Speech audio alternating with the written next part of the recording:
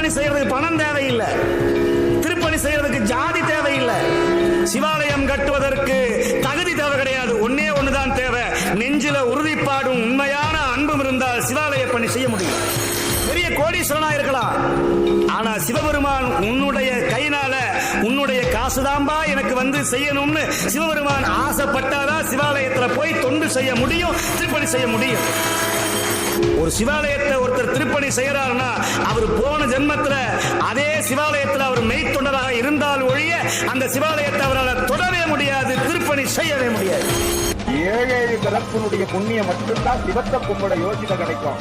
அந்த புண்ணியம் எங்களுக்கு கிடைச்சிருச்சு. இப்ப வணங்க காரணம் என்ன கொண்டாடுது அந்த சிவம். நான் என்ன தப்பு பண்ணேன், எதையாவது பண்ணுது, எனக்கு முன்கூட்டியே என் பின்னாடி தொடர்ந்து வந்து எனக்கு என்னெல்லாம் செய்யணுமோ அது போல என்னை பாதுகாத்துக்கிட்டு இருக்க அந்த சிவத்தை நாங்க உயர்வா பிடிக்கிறதுக்கு வேற காரணமே தேவை.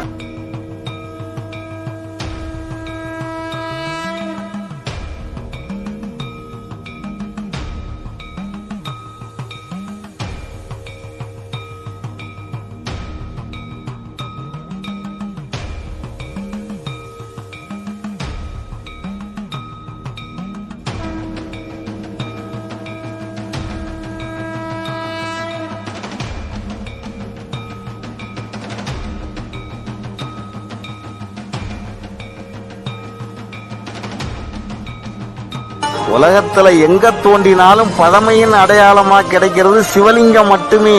ஈசனே பழமைக்கும் பழமையானவர். சிவாய நம என்பதை விட சிறந்த சொல் கிடையாது. சிவபெருமான் பெயரை சொல்லாத நாக்கும், திருநீறு அணியாத நெத்தியும், உத்ராட்சம் அணியாத உடம்பும், சிவனை வழிபடாத பிறவியும் இருந்தும் பயனில்லை.